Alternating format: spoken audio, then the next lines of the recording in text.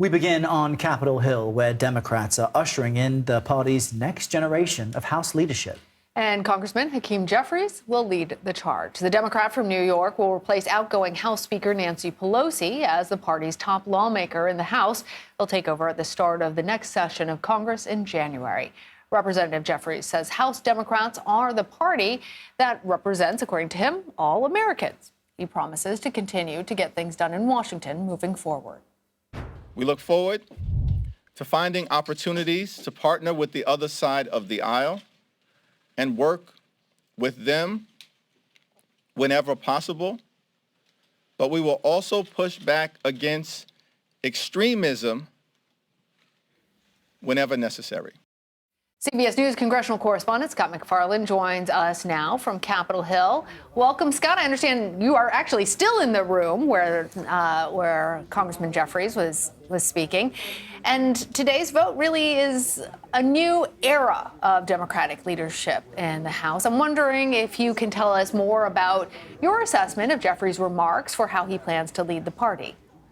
Yeah, a few things jump out. Let's be clear, this is not an incremental or a small bore change. This is a sea change for U.S. House Democrats, and it's a landmark moment, too. Hakeem Jeffries becomes the first black lawmaker to lead a party in the U.S. Congress, and Katherine Clark of Massachusetts becomes the highest-ranking woman in Congress, both of them, in a sense, succeeding Nancy Pelosi. And Nancy Pelosi stepping back from leadership in itself is a sea change, her being a formative force here for 2 decades. We spoke with all three of them. We asked our questions. We heard their answers. But one thing jumped out at me in particular. We kept asking them for their plans, what their initiative's going to be, what their mission is going to be ahead. And rather than detail some game plan, they kept speaking retrospectively about the things that were accomplished in the prior Congress under the leadership of the prior leaders, including Nancy Pelosi. They talked about the bills they passed, the things that were signed into law, and didn't give a forecast or a road ahead. That was noteworthy. What they really spoke more about was their own biographies, their own backstories, the pride they take, justifiably, in the positions they've earned. And this was not so much an election today as a coronation.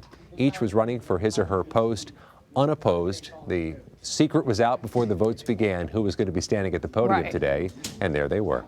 And Scott, I wonder if there's no real roadmap because they will be in the minority in the lower chamber come January, and there's not much that they will be able to push across the finish line without the help of Republicans. So I'm wondering if we're reading between the lines here, that means Democrats are keeping expectations low with a Republican majority coming in, and will simply just need to kind of hold the fort. What's your read on what that means?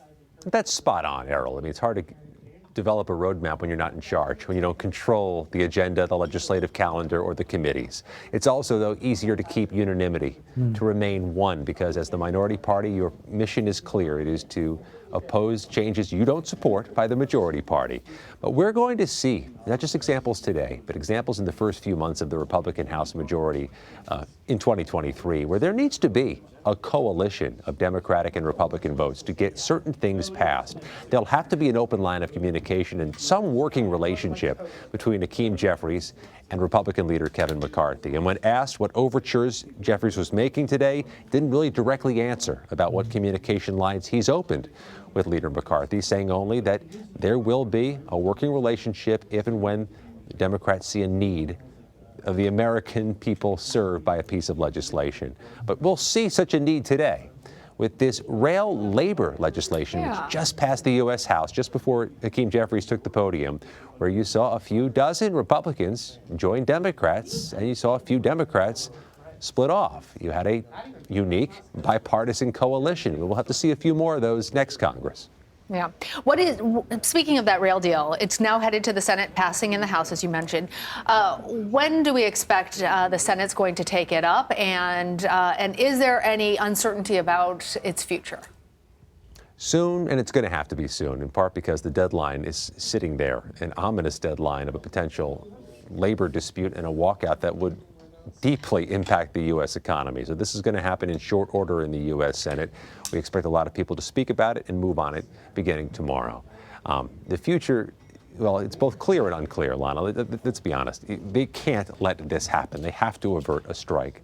The $2 billion a day impact it has on the U.S. economy, especially at this time of year with supply chains, is unimaginable. So there'll have to be something worked out and something passed. So that part's clear. Whether the U.S. Senate will accept what the House has passed, what the Biden administration wants, without challenges, without amendments, without some drama, that's less than clear. That's why it's going to be a very interesting 24 to 48 hours here at the Capitol. All right. Absolutely. Scott MacFarlane, thank you very much.